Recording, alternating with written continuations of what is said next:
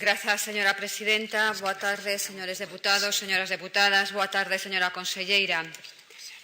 Efectivamente, hoxe, escoitando a vostede, eu dubido de si vivimos en mundos paralelos, si vostede en San Caetano ten unha realidade e as persoas que viven fora viven outra realidade ben distinta. Despois de que os colectivos que traballan no ámbito da discapacidade tiveran reunións cos grupos parlamentarios pedindo que se convocara a Comisión Parlamentar non permanente sobre a discapacidade, despois de ter recibido diferentes queixas a respecto da situación na que están laboral, de empregabilidade e sociosanitaria, vostede hoxe comparece neste Parlamento que poderíamos decir que, máis ben, un exercicio de colgarse medallas a respecto dunha situación bastante tremenda que viven as persoas que conforman, efectivamente, os diferentes colectivos da discapacidade ou da diversidade funcional. Vostede afirma rotundamente dende esa tribuna que ese plan que vostedes realizaron se cumpriron as actuacións nun 87%. De feito, teñen a avaliación dese plan no cal incluso falan de cumprimentos de algunhas actuacións como no emprego do 90%. Señora conselleira, a situación en Galiza, segundo comencemos polo ámbito da empregabilidade, xa que vostede poiso moito fincapé e, efectivamente, os colectivos que traballan nese ámbito así o determinan, vostede sabe que estamos nunha das peores situacións segundo os datos oficiais no Estado, verdade? Sabe que ocupamos o 5º lugar pola cola en taxa de actividade, pero temos o triste récord de ser, xunto con Canarias, as comunidades nas cales a fenda que existe entre a actividade das persoas con discapacidade e as persoas sen discapacidade é máis amplia. Xunto con Canarias somos a comunidade autónoma con unha fenda máis amplia. E aí o que vostede decide para o 2013 é reducir nun tercio, é dicir, reducir o financiamento do 30% ao 20% da área de orientación e colocación, o que significa que estas entidades van a ter que decidir se limitan o número de orientadores ou se manteñen o mismo número. Claro, tendo en conta que reciben, ademais, esas subvencións con un retraso de 3-4 meses e que neste momento teñen, ademais, moitas dificultades para acceder ao financiamento das bancos ou, como queramos chamar, entidades financeiras que nin tan siquiera neste momento deixan crédito a estas entidades. Por lo tanto, esta reducción, queremos que no seguinte turno nos explique como entende vostede a reducción nesta área de orientación de pasar de un orzamento de 30.000 euros por cada persoa contratada a 20.000. Tamén queremos que nos explique, e ademais hoxe debatimos o informe do Valedor do Pobo, como é posible que aínda se nos estén chegando queixas de que non cumpre a Administración a porcentaxe que existe de reservas de plazas entre o 3 e o 5%. Que está ocurrindo para que estas plazas que deberían estar sendo cubertas con persoas con discapacidade non se faga dende os organismos públicos? E tamén, señora conselleira, queremos que nos expliquen en sede parlamentaria como é posible que a Inspección de Traballo, segundo as denuncias que nos chegan, non actúe cando as empresas de máis de 50 traballadores non cumpren as reservas de plazas do 2%. Tal e como podemos comprobar hoxe no propio informe do Valedor do Pobo, que seguramente vostede é coñecedora.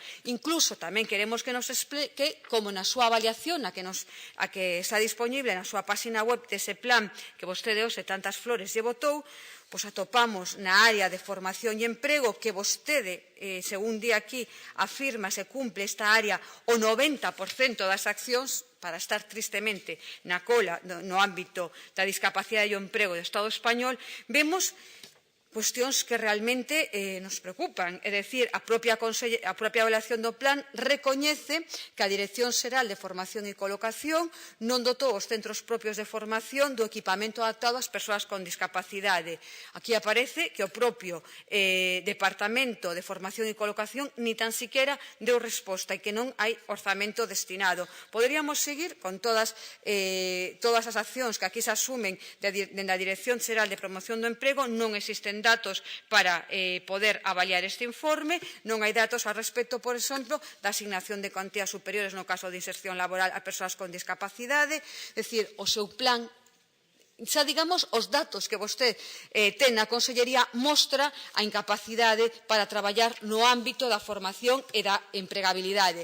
E dende as entidades de iniciativa social, efectivamente, o que podemos ver é máis que preocupación cando ven reducidos os fondos e, polo tanto, a contratación de persoal nese ámbito. Vostede falounos aquí tamén do ámbito educativo. No seu plan avalían as accións como conseguidas nun 91,3%. Señora conselleira, no ámbito da educación e da integración das persoas con discapacidade, isto é constantemente unha desfeita. Os casos son múltiples e vostede, a non ser que este nunha torre de marfil en San Caetano, ten que coñecelo perfectamente. Dous son os problemas fundamentais, accesibilidade e coidadores. Dous son eses problemas fundamentais. Unha nai facíanos chegar unha queixa que decía que cando avisa a inspección educativa de que a seu fillo non pode sair ao patio, o que se lle di é que non vai ao patio.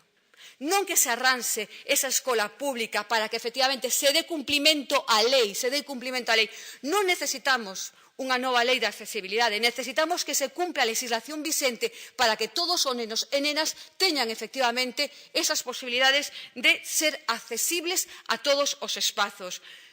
Coidadores nos centros públicos. Cal é a realidade? Reducción de coidadores, reducción do profesorado de audición e linguaxe, reducción justamente do que necesitan os nenos e as nenas con diversidade funcional. Vostede o sabe porque ten moitas reclamacións na súa consellería e na Consellería de Educación e saben perfectamente cal é a situación. Non é posible mascarar os datos en ningún plan cando sabemos que un dos problemas fundamentais que teñen é a falta de coidadores. Sabe o que pasa, señora conselleira, cando un coidador ou coidadora colle unha baixa inferior a 15 días, que non se cubre. Polo tanto, a dirección do centro en moitas ocasións ten que pedirlles ao pais ou a nai que non envíen a ese neno ou a esa nena á escola pública. Eso está ocurrindo nos centros do noso país e vostedes o saben porque efectivamente a situación de un neno con unha discapacidade importante nun centro público onde non se cubre unha baixa do seu coidador ou coidadora implica que ese centro teña realmente un problema moi importante. Polo tanto, señora conselleira, sobre a infancia, a discapacidade e o ensino non hai un 90% de cumprimento deste plan. Hai realmente un suspenso moi claro. Non hai decretos, nada máis que decretos fume, co cal vostedes queren tapar o que realmente en este momento unha desigualdade clara dos nenos no ámbito do ensino público, e xa non digamos dos nenos e das nenas con discapacidade. A respecto da sanidade,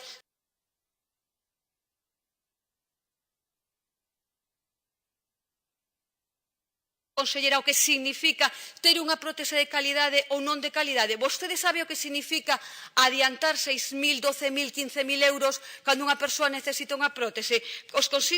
Por exemplo, antiúlceras, que son de uso habitual en todas as cadeiras de rodas, iso é unha necesidade que vostedes agora queren que reembolse a persoa que o ten que utilizar.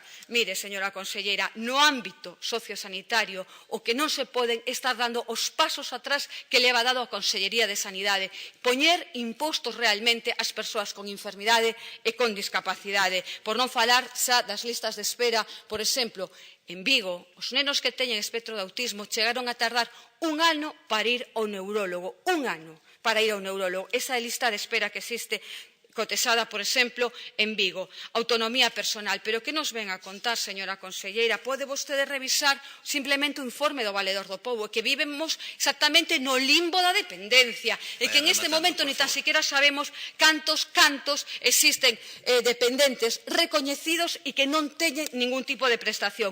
O 065, revise o Valedor do Pobo. Explíquenos que vai facer con el para a seguinte que vai facer con el agora que efectivamente hai que renovar o contrato se non me falla a memoria. E, señora conselleira, plazas, díganos onde. Onde esas 586, decía vostede na última nota de prensa da Consellería, aumentaron en fai poucos días, ahora son 600 e pico, onde se crearon? E explíquenos aquí, explique no Parlamento que fixo vostede a respecto do centro de Bóveda. Por que vostede decide que non sexa unha residencia pública, que non sexa unha residencia xestionada pola iniciativa social e a súa aposta é clara e decidida, que sexa unha residencia privada que busca o beneficio dunha empresa. Esa é a súa aposta na discapacidade, esa é a súa aposta da dependencia, nin pública nin iniciativa social, senón buscar o máximo beneficio e vir a este Parlamento a colgarse medallas con un problema que debería ser realmente preocupación da súa consellería. Nada máis e moitas grazas. Gracias, señor Adán.